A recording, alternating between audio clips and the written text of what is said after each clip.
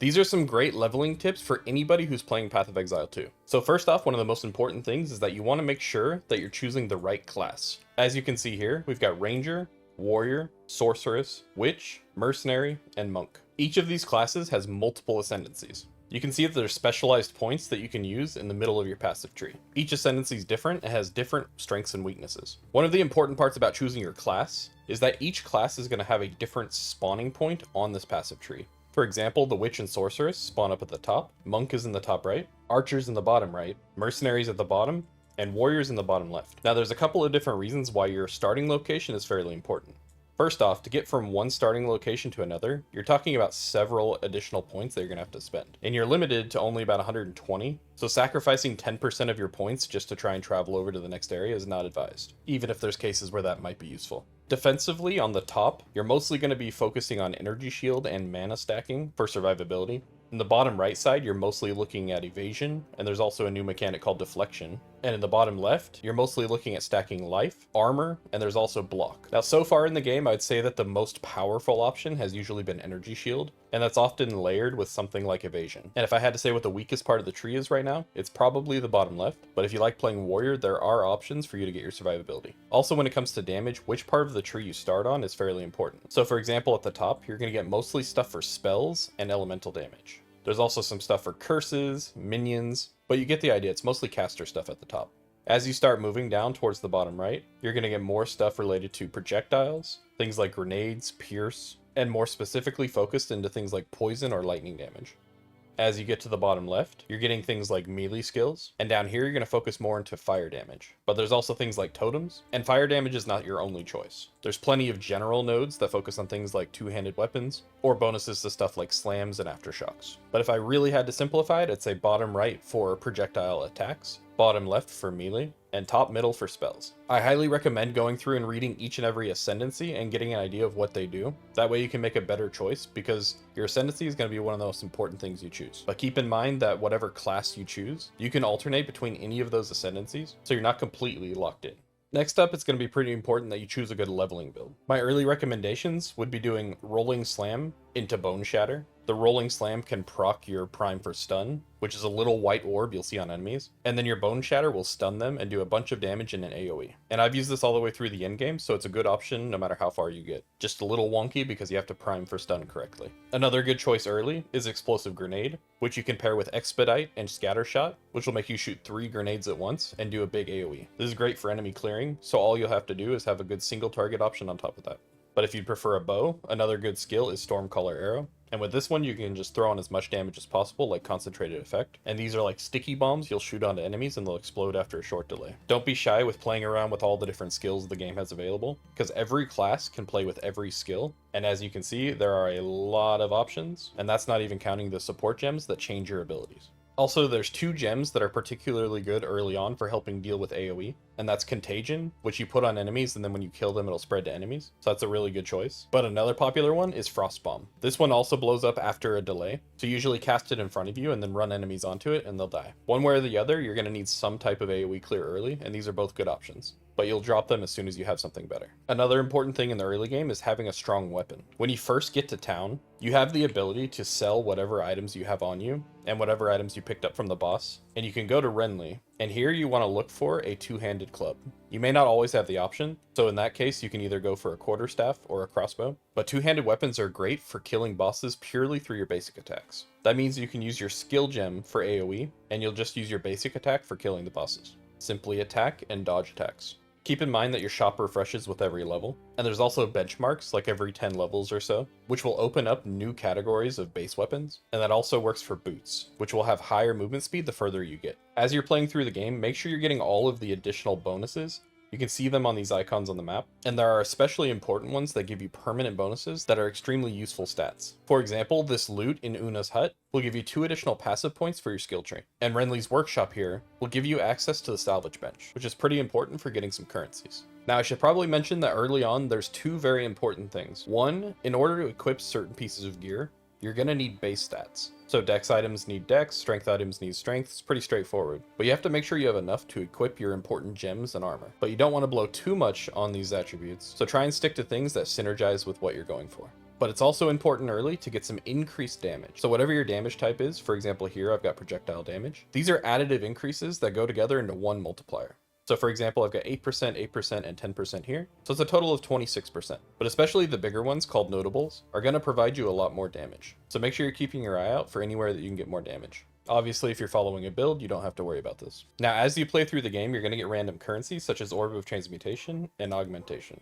These two especially, you're safe to use pretty much any time in the game in order to upgrade your gear. Keep in mind that in the new patch, there's going to be higher rarities of these, and those ones might be more valuable, so a little bit careful with those. But for these base ones, feel free to use them as much as you want to try and improve your gear.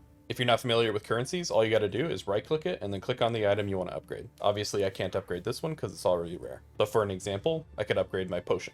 Or flask if you want to be technical. However, typically I wouldn't recommend wasting it on a flask. Just to give you an idea of the currency, you've got cheap stuff like transmutes and augment, slightly more expensive stuff with alchemy, regal, and vol orbs, slightly more expensive with exalted orbs, a little bit more than that for orb of chance, annulment, and chaos orb. A little higher than that, you've got fracturing orbs. Then even higher, you've got divine orbs. And way higher, you've got the Mirror of Calandra. Don't expect to get that anytime soon. You've also got some other random currencies, like Arcanist Etcher, Armorer's Scrap, Blacksmith's Whetstone, Artificer's Orb, and Scroll of Wisdom. All of these are reasonably useful and not super expensive, mostly used for modifying gear, but the Scrolls of Wisdom are just used to identify items. Then you've got your Jeweler's Orbs, which will upgrade your gems to have more sockets in them.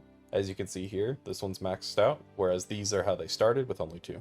Gemcutter's Prism will increase the quality of your gems, and Glassblower's Bauble will work for your flasks to increase their quality. Keep your eyes out for all these things, but there's a lot more than that you'll have to just keep your eyes out for and pick up. Just make sure you get a good general item filter from Filter Blade. You can choose how strict you want the filter to be, but not having a filter at all is not advised. The filter is going to make sure that you see the drops that are actually important. Now, as you play through the game, you're going to be going through Act 1, 2, 3, the new Act 4, which I don't have, and then there's going to be 3 smaller acts that you're going to play through that are temporary placeholders for 5 and 6. Then after that, you're going to be doing endgame mapping. Now, once you're in Act 2, you're going to eventually go to Trader's Passage, where you're going to get a coin. After you get your coin in Trader's Passage, you're going to be going to the Trial of the Sekimas, and here you're going to be able to complete your Ascendancy. This is when you're going to choose more than just your class. You're going to choose one of the specific Ascendancies, and that's going to give you more specific power and direction for your build. Don't be too worried about it if you don't have a perfect idea of which one you want, because you can either wait to do it, or you can do it and then change it later.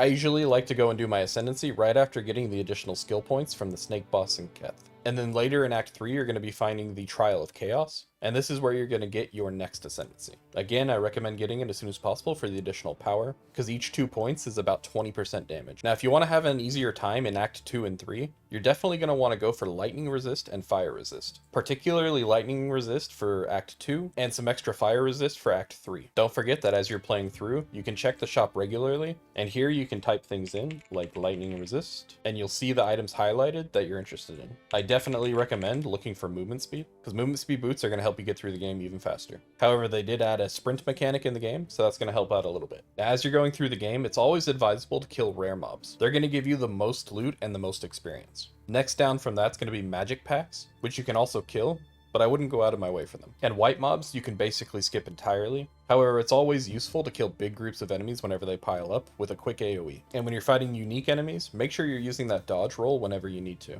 You can pretty much dodge, attack, and you won't ever get hit by anything, assuming you're timing it correctly. But the attacks you really need to avoid is when enemies have a big red glowing thing on them, because those are unavoidable. It means you can't block them, you can't dodge them, you'll always be hit. Make sure that you have a plan for an endgame build and start working towards that throughout the mid game. You don't want to be in a situation where you get to a spot where you're just not able to progress very well. Pretty likely to happen if you don't have a plan, but don't be afraid to try it yourself either. I actually have the most fun when I completely wing it, but if you do need builds, I'll hook you guys up whenever I get my build out. Now, once you finish the story, you're going to be ready for mapping. Mapping is done through your map device in your hideout, and you'll be exploring through this atlas. You're going to start at a place that looks something like this. This is also where you have a realm gate, which is used for accessing bosses. And between the realm gate and the burning monolith, that's going to be your pinnacle content. But everything else you're going to find through these. So you click on a map, you drop your waystone in, and then you hit traverse, and you kill the enemies in the area. That's going to be your main way of playing in the endgame. But there's far more to it, including different types of endgame content, such as ritual and bosses, hideouts you can find and unlock on the map, and all kinds of random unique maps. You'll find towers that will help you unlock the area, but it'll also buff the nearby maps. But primarily what you're going to do in the endgame is you're going to follow your objectives, and you want to unlock as many Atlas points as possible. And just a little tip, you can see how to unlock them by hovering over this here, which you can see for all of the different trees that you've got here. Now, I don't want to overwhelm you too much with all of the endgame stuff, so I'm going to save that for a different video where I can go more in depth. So if you guys want that, make sure you comment below and let me know what you're looking for. And like I said, I'm going to put up some endgame builds, so you guys have options for that as well. If you guys like my content, don't forget to subscribe, and come and catch me on my Twitch stream at twitch.tv/screamheart. I just moved to the Philippines, so it's a little bit awkward. I'm currently sitting on a bed for my stream setup, but I'm still going to be grinding out the season, so I'll see you guys there. Thanks for watching, and I'll see you guys in my next video. Subscribe to Screamheart. He's more than an old fart. He makes lots of fun builds. I promise his streams chill. He should probably be faster. Come watch this disaster.